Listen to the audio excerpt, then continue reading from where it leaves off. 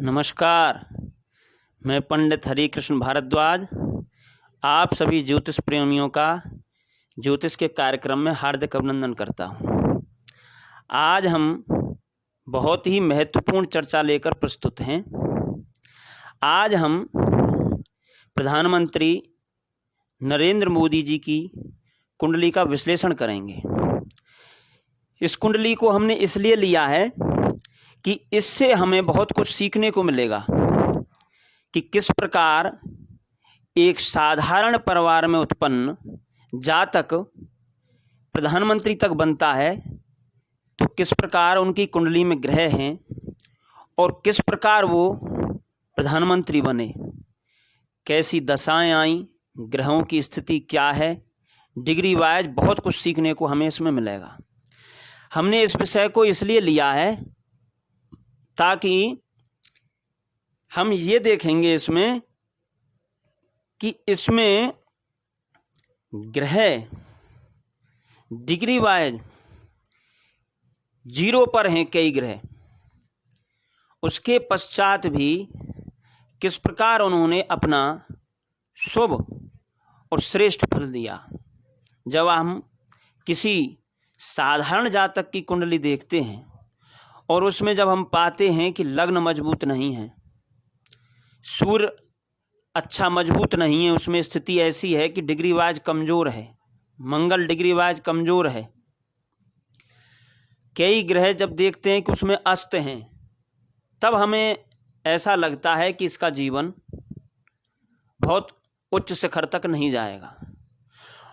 उन सभी भ्रामक स्थितियों को दूर करने के लिए यह एक बहुत श्रेष्ठ कुंडली है विश्लेषण के लिए।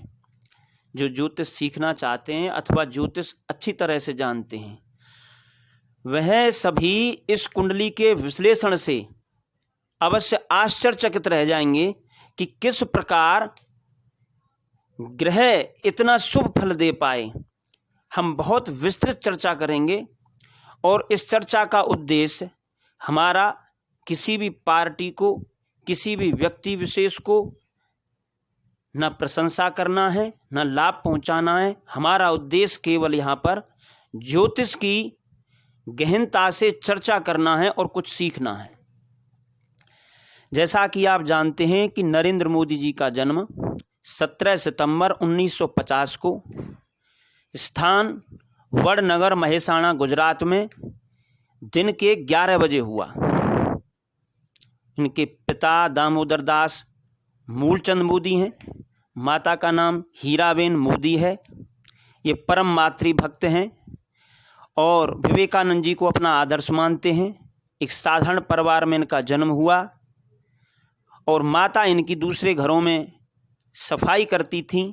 ऐसी इनकी आर्थिक स्थिति, पिताजी की स्टेशन पर चाय की दुकान थी और इन्होंने भी चाय का कार्य अपने पिता के साथ किया। 6 भाई बहन थे, ये चौथे नंबर के थे। ये सभी स्थिति इसलिए बतानी आवश्यक है कि ये इनकी पारिवारिक और बाल्यकाल की अवस्था और स्थिति है। अब कैसे कैसे ग्रह कार्य करते हैं और पराक्रम और पुरुषार्थ इसमें कितना अपना रोल अदा करता है और भाग्येश की क्या इसमें स्थिति है। तो सबसे पहले आप देखें कि इनकी वृश्चिक लग्न की कुंडली है। वृश्चिक लग्न स्थिर राशि है। इसमें उत्पन्न जातक स्थिर स्वभाव के होते हैं। वृश्चिक लग्न के जातक आप देखेंगे अधिकांशतः यदि मंगल मजबूत है तो सेना में उच्च अधिकारी मिलेंगे आपको। जो सेना के उच्च अधिकारी हैं उन पर मंगल का अवश्य प्रभाव होगा। मेष लग्न के होंगे अथवा वृश्चिक लग्न के होंगे और मंगल की स्थिति बहुत अच्छी होगी और मंगल का विशेष प्रभाव उन पर होगा। तो मंगल ऐसा ग्रह है जो दूसरों के ऊपर आधिपत्य करता है, उनको ऊंचाई तक ले जाने में ऊर्जा प्रदान करता है। तो इनकी जो कुंडली है वृश्चिक लग्न की कुंडली है, चंद्रमा यहाँ पर नीच भंग योग बना रहे हैं और गुरु चतुर्थ भाव में विराजमान है।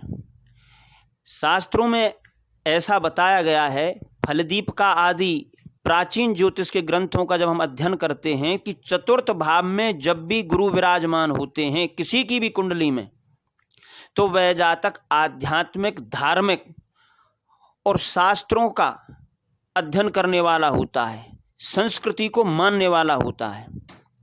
वह गुरु उसको इतना ज्ञानवान बना देता है, उसकी वाणी में इतनी मधुरता होती है, उसकी वाक्तृत्व शक्ति है, बोलने की जो कला है वह उत्तम और श्रेष्ठ होती है। तो इनकी जो वृश्चिक लग्न की कुंडली है, गुरु की स्थिति चतुर्थ भाव में है। बुध अपनी राशि में सूर्य के साथ विराजमान है, तो बुध भी वाणी का कारक ग्रह होता है, और बुध इनका सूर्य के साथ यानी वाणी में ओजस्वता होगी। सूर्य ओजस्वता प्रदान करता है। शनि और शुक्र दसम भाव में विराजमान है। शनि राजनीति का कारक है। अब नवमांश कुंडली में जब हम स्थिति देखते हैं तो इनकी नवमांश कुंडली में मंगल नीच के होकर के विराजमान है। तो साधारणतः आप देखेंगे कि मंगल यहाँ तो नीच के है, किंतु मंगल की जब आप स्थिति देखेंगे इनकी सप्तमांश, द्वेषकाण, चतुर्थांश, द्वादशांश आदि समस्त कुंडलियों का जब विश्लेषण हम करते हैं तो मंगल का विशेष प्रभाव है। नवमांश में भी लग्न में मंगल है, दशांश में भी मंगल इनकी कर्क राशि आती है, दशमांश कुंडली में भी।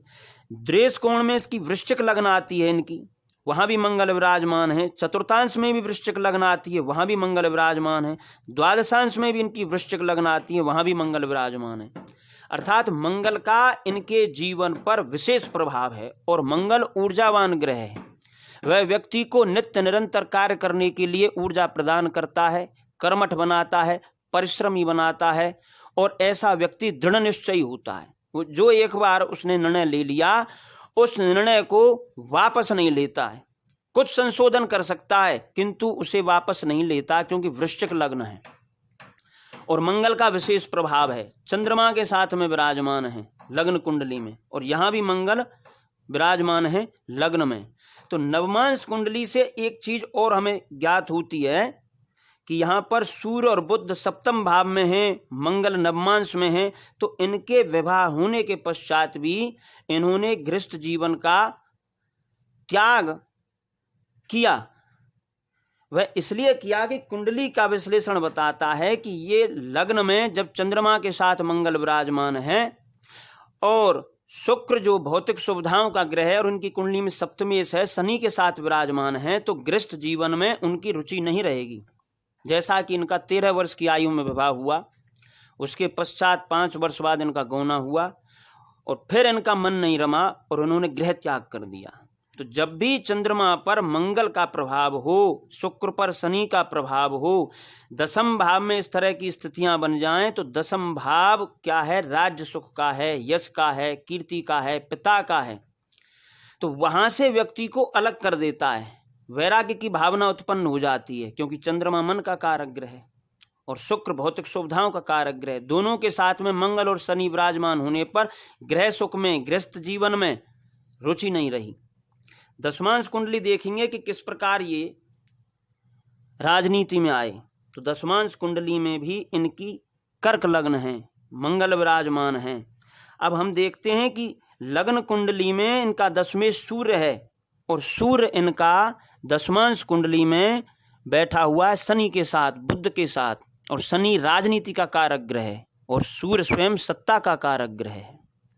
तो इनको बाल्यकाल से ही सत्ता के प्रति, समाज के प्रति, देश के प्रति लगाव हुआ। दूसरा ये देखेंगे इनकी कुंडली में कि दशमांश कुंडली में जो इनका दशमांश शेष है चंद्रमा, वह तृतीय भाव में विराजमान है कन्या राशि में। तो इस तरह से बहुत पराक्रमी बनाया, इनको पुरुषार्थी बनाया। नवमांश कुंडली में भी कन्या राशि में ये चंद्रमा तृतीय भाव में, और दशमांश में भी तृतीय भाव में है। और लग्न कुंडली का जो तृतीय है शनि, वह शुक्र के साथ दशम भाव में है और गुरु की पूर्ण दृष्टि, अर्थात जातक बहुत ही ज़्यादा पुरुषार्थी और पराक्रमी रहेगा। अपने पुरुषार्थ से, अपने पराक्रम से समस्त ग्रहों को अपने अनुकूल बनाने की स्थिति यह कुंडली हमें सिखाती है। इस कुंडली से यह हमें सीखने को मिलता है कि व्यक्ति यदि पुरुषार्थी है, पराक्रमी है, कठोर परिश्रम करता है, तो डिग्रीवाज यदि ग्रह कमजोर भी हैं तब भी वो शुभ फल प्रदान करेंगे। बहुत से राजयोग तो हैं ही। यहाँ पर मंगल रोचक नाम का राजयोग बना रहा है लग्न में बैठ करके, चतुर्थ भाव में गुरु बैठ करके शुभ और आध्यात्मिक फल देता है। शनि दसम भाव में शुक्र के साथ विराजमान है। एक और विशेष चीज इनकी है कि इनके समस्त ग्रह या तो केंद्र में विराजमान हैं या लाभ भाव में विराजमान है। कोई भी ग्रह इनका 6, 8, 12 में नहीं है। इनके 5 ग्रह केंद्र में हैं, राहु त्रिकोण में है और सूर्य बुध और केतु लाभ स्थान में है। तो स्थान विशेष की महत्ता के कारण इनकी कुंडली बहुत सशक्त हुई। अब हम यहाँ पर देखेंगे कि इनकी ग्रहों की स्थिति क्या है, क्योंकि आपने यहाँ देखा कि इनका लग्न 1 डिग्री से कुछ ज़्यादा है। सूर्य भी उतना इनका डिग्री वाइज बहुत ज़्यादा बलवान नहीं है। बुध इनका अस्त भी है, वक्री भी है। शनि 29 डिग्री का है। गुरु भी इनका वक्री है। मंगल भी इनका यदि आप देखेंगे डिग्री वाइज तो बहुत ज़्यादा बलवान नहीं है। किंतु यह एक सीखने की बात है कि आप कभी भी जन्म पत्र का देखें तो ग्रहों की स्थिति उनकी नक्षत्रों में देखें कि किस नक्षत्र में विराजमान है। तो सूर्य इनका उत्तरा फाल्गुनी नक्षत्र, सूर्य अपने ही नक्षत्र में विराजमान है। चंद्र शनि के अनुराधा नक्षत्र में है जो राजनीति का कारक है। तो मन राजनीति की तरफ गया और राजनीति शास्त्र से इन्होंने एमए किया। मंगल इनका गुरु के नक्षत्र में जो मित्र है, बुध इनका सूर्य के नक्षत्र में जो मित्र है, गुरु इनका धनिष्ठा नक्षत्र में मंगल के नक्षत्र में है जो इनका मित्र है। शुक्र अपने ही नक्षत्र में विराजमान है। शनि सूर्य के नक्षत्र में है जो सत्ता का कारक है। राहु शनि के नक्षत्र में है और केतु भी सूर्य के नक्षत्र में है। यानी नक्षत्रवार यदि आप देखेंगे तो सूर्य अपने नक्षत्र में है, शुक्र अपने नक्षत्र में है, गुरु मित्र के नक्षत्र में, बुध अपने गुरु उसके नक्षत्र में, मित्र के नक्षत्र में है। बुध भी अपने सूर्य मित्र जो होता है उनका नैसर्गिक मित्र है उसके नक्षत्र में है। अब आप ये देखें कि इनका बुध वक्री भी है, अस्त भी है। शनि इनका अस्त भी है, फिर भी बुध की दशा इनके लिए श्रेष्ठकारी रही। और इनके ग्रह डिग्री वाइज कमजोर होने पर भी शुभ नक्षत्रों में विराजमान होने पर शुभ फल प्रदान करते हैं। इसकी एक चर्चा महाभारत में आती है जब कर्ण अपने नक्षत्र के बारे में बताते हैं कि मेरा नक्षत्र अब मंगल द्वारा पीड़ित होने वाला है, कष्ट होगा। तो प्राचीन जो ग्रंथ हैं ज्योतिष के, वह नक्षत्रों का विशेषतः वर्णन है कि ग्रह किस नक्षत्र में विराजमान है उसका बहुत ही ज्यादा महत्व है। तो प्रधानमंत्री की जो कुंडली है नरेंद्र मोदी जी की, इनके जो ग्रह हैं वह मित्र के नक्षत्र में हैं या अपने नक्षत्र में हैं। नहीं तो जब आप देखेंगे तो सूर्य इनका बलवान नहीं है किंतु अपने नक्षत्र में है, शुक्र अपने नक्षत्र में है। अब आप दशावाइज देखें कि इनकी दशाएं कैसी रहीं, और जीवन में जब दशाएं अनुकूल होती हैं तभी व्यक्ति को उन ग्रहों का शुभ फल प्राप्त होता है। आपके बहुत अच्छे योग हों, बहुत अच्छी स्थिति हो, किंतु यदि दशाएं श्रेष्ठ नहीं हो तो आपको फल प्राप्त नहीं होगा। इनका जो जन्म है अनुराधा नक्षत्र के अंतर्गत हुआ और अनुराधा नक्षत्र के स्वामी शनि हैं और शनि रहे इनके 29 नवंबर 1961 तक। उसके बाद इनकी बुध की दशा आई और बुध इनके अष्टमेश भी हैं और लाभेश भी हैं, किंतु बुध इनके वक्री हैं। वक्री ग्रह यदि पापी है तो और अधिक पापी होता है, शुभ है तो अधिक शुभ होता है। बुध लाभेश होकर के सूर्य केतु के साथ विराजमान हैं और अपनी राशि में यहाँ पर विराजमान हैं और बुध सूर्य के मित्र के नक्षत्र में हैं, इसलिए सूर्य यहाँ पर बलवान हुए और सूर्य ने इनको अति शुभ फल प्रदान किया। सूर्य की जब इनकी दशा रही तो सूर्य की दशा इनकी चली 1978 तक और इनका जैसा मैंने आपको पहले बताया कि इनका विवाह 13 वर्ष की आयु में हुआ। 5 वर्ष बाद करीब 1967 में इनका गौना हुआ। 5 साल बाद इनकी रुचि नहीं थी तो इन्होंने गृह त्याग कर दिया। तो जब इनका गृह त्याग हुआ तो गृह त्याग के समय इनकी जो दशा थी वो मंगल में राहु की आई। तो मंगल में जब राहु की दशा आई तो ग्रह त्याग हुआ। और इनका जब विवाह होता है तो उस समय विवाह के समय पर बुध में शुक्र की अंतर्दशा थी। जैसा कि आप जानते हैं कि शुक्र पत्नी का कारक ग्रह है और इनकी कुंडली में सप्तम भाव का स्वामी है। और जब सप्तमे शुक्र की अंतर्दशा आई तब इनका विवाह हुआ। और बाल्यकाल में विवाह क्यों हुआ, इसका भी एक ज्योतिष में सूत्र है कि लग्नेश और सप्तमेश जितने निकट होंगे उतना विवाह शीघ्र होगा। तो इनका शुक्र भी केंद्र में है, मंगल इनका लग्न में है, तो दोनों केंद्र में होने पर शीघ्र विवाह की स्थिति बनी। अब आप यहाँ पर ये देखेंगे बुध की जो इनकी दशा है, और बुध में शुक्र की अंतर्दशा 23 फरवरी 1968 तक रही। उसी अंतर्गत इनका विवाह हुआ। यानी जब बुध की दशा आई और बुध में जब शुक्र की दशा आई और शुक्र बुध के परम मित्र बन करके बैठे हैं इनकी लग्न पत्रिका में, इसलिए उनको विवाह कराया। किंतु इनकी रुचि नहीं थी, वह एक अलग बात है, वह अलग योग है। किंतु विवाह की स्थिति इनकी बुध में शुक्र की बनी। और जब इनकी दशा बुध में मंगल की आई, अर्थात 29 मई 1970 के बाद उनकी मंगल की आई और मंगल के बाद राहु की आई। तो जैसे ही इनका राहु आया 70 में इन्होंने गृह त्याग कर दिया। गृहस्थ जीवन में इनकी रुचि न होने के कारण ये घर से चले गए और अनेकों इन्होंने यात्राएं की, अनेकों जगह पर घूमे। आध्यात्मिकता की तरफ इनका ध्यान चला गया कि मुझे कुछ अपने जीवन में कुछ करना है। और इन्होंने आगे देखेंगे हम कि शुक्र की दशा में इन्होंने क्या क्या इनको प्राप्त हुआ, क्योंकि शुक्र की दशा इनके जीवन में बहुत महत्वपूर्ण स्थान रखती है। क्योंकि शुक्र इनके अपने ही नक्षत्र में विराजमान है, दशम भाव में विराजमान है और शनि के साथ में विराजमान है। शनि राजनीति के कारक हैं, शुक्र इनके सप्तमेश भी हैं, द्वादशीश भी हैं। तो शुक्र की दशा इनके लिए बहुत महत्वपूर्ण रही। उसका कारण रहा शुक्र अपनी ही नक्षत्र में विराजमान है। और इनकी जो शुक्र की दशा प्रारंभ हुई 29 नवंबर 1985 से 29 नवंबर 2005 तक रही। और 1985 में ही इन्होंने बीजेपी में ज्वाइन किया, यानी बीजेपी में शामिल हुए शुक्र की दशा में। और 1998 से 2001 तक बीजेपी के महासचिव रहे। उसका कारण रहा शुक्र में शनि की अंतर्दशा आना। और शुक्र जो है इनका दशम में है, शनि भी इनका दशम में है। तो शुक्र में जब भी शनि की अंतर्दशा आती है, शनि में जब शुक्र की अंतर्दशा आती है, तो वो अपना जो शुभ या अशुभ फल है वो श्रेष्ठ प्रदान करते हैं, जो उनकी पूर्ण क्षमता है। तो यहाँ पर आप देखेंगे कि 1998 से और 2001 तक इनको उच्च पद मिला बीजेपी में। और 2001 29 नवंबर तक यहाँ पर शुक्र में शनि की अंतर्दशा रही, 29 सितंबर 1998 से 29 नवंबर 2001 तक शनि की यहाँ पर अंतर्दशा आई शुक्र में।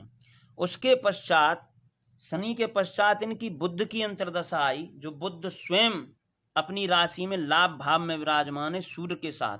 2002 में इनको गुजरात का मुख्यमंत्री बने। उसका कारण यही रहा कि बुध इनके सूर्य के साथ में है और मित्र के नक्षत्र में है। और शुक्र इनका पूर्ण रूप से दशम भाव में विराजमान होकर के सत्ता की ओर इनका जो जीवन है उसको मोड़ने का कार्य करता है और उच्च पद इनको प्राप्त होता है। बुध चूंकि वक्री है, तो वक्री ग्रह जब भी कोई चीज देता है तो उसमें कुछ ना कुछ ऐसे संघर्ष दे देता है। तो 2002 में गोधरा कांड हुआ और उसमें इन पर विशेष आरोप लगे। इतने आरोप लगे कि इनकी बहुत जांचें चली, सीबीआई जांच हुई, अमेरिका ने इनको वीजा नहीं दिया जाने के लिए। तो बुध ने इनको सत्ता तो प्रदान की, लेकिन वक्री और अस्त होने के कारण बहुत संघर्ष दिया। और जब आप देखेंगे कि इतना संघर्ष होने के पश्चात इनको उत्तरोत्तर वृद्धि ही प्राप्त हुई। और जैसे ही इनकी दशा समाप्त हुई और सूर्य की इनकी दशा चली 6 वर्ष 29 नवंबर 2011 तक, उसके पश्चात इनकी दशा आती है भाग्येश चंद्र की। तो भाग्येश की जब भी दशा आती है व्यक्ति को किस प्रकार श्रेष्ठ फल प्रदान करती है, क्योंकि चंद्रमा इनके भाग्येश हैं, लग्नेश के साथ लग्न में विराजमान हैं और नीच भंग योग हो रहा है और शनि के नक्षत्र में विराजमान हैं और शनि सत्ता का कारक है। तो इनको 2014 में प्रधानमंत्री का पद प्राप्त हुआ। उससे पहले हम देखेंगे कि किस तरह से चंद्र की दशा इनके जीवन में कार्य करती है। चंद्र में मंगल की समाप्ति होती है 29 अप्रैल 2013 को। राहु की दशा आती है। तो जब भी हम देखेंगे कि साधारणतः देखते हैं कि चंद्र में राहु की दशा अच्छी नहीं होती, किंतु यहाँ पर बहुत ही गहन चिंतन आप करें कि चंद्र में राहु की जब अंतर्दशा आई उसी समय इनको राजनाथ सिंह जी ने बीजेपी के प्रधानमंत्री का उम्मीदवार घोषित किया और चंद्र में राहु की दशा इनकी रही 29 अक्टूबर 2014 तक और 16 मई 2014 को परिणाम घोषित हुए और ये प्रधानमंत्री बने चंद्र में राहु की। अब इसका कारण ये रहा कि एक तो राहु इनके पंचम भाव में विराजमान है। राहु जैसे घर में और जैसे ग्रह की राशि में विराजमान होते हैं ऐसा फल देते हैं। तो ये यहाँ पर मीन राशि में है। मीन राशि गुरु की है जो नैसर्गिक शुभ ग्रह हैं। पंचम भाव त्रिकोण का भाव है, प्रारब्ध का भाव है। तो इन्होंने कहीं ना कहीं प्रारब्ध में ऐसे शुभ कर्म किए कि अचानक अप्रत्याशित लाभ इनको प्राप्त हुआ राहु के कारण। और राहु को जब आप देखेंगे, राहु शनि के नक्षत्र में विराजमान है और चंद्र भी शनि के नक्षत्र में विराजमान है। तो दोनों ही ग्रह शनि के नक्षत्र में हैं और शनि राजनीति का कारक ग्रह है, इसलिए राजनीति में इनको उच्च पद की प्राप्ति हुई। और पुनः जब ये 2019 में भी प्रधानमंत्री बने तब भी इनकी 1 मार्च 2019 से 29 सितंबर 2019 तक चंद्र में केतु की दशा थी। चंद्र में केतु की अंतर्दशा में पुनः प्रधानमंत्री बने, जबकि हम सोचते हैं कि भाई चंद्र में केतु की दशा बड़ी अशुभ रहती है। उसका भी कारण है केतु सूर्य के नक्षत्र में है और सूर्य दशम भाव का स्वामी है और एकादश भाव में विराजमान है। इसलिए जब जब ग्रह दशम भाव से रिलेटेड हैं, दशम भाव से किसी भी प्रकार का उनका संबंध बन रहा है, इनको उच्च पद प्राप्त हुए, चाहे चंद्र में राहु की अंतर्दशा रही हो या चंद्र में केतु की अंतर्दशा। दो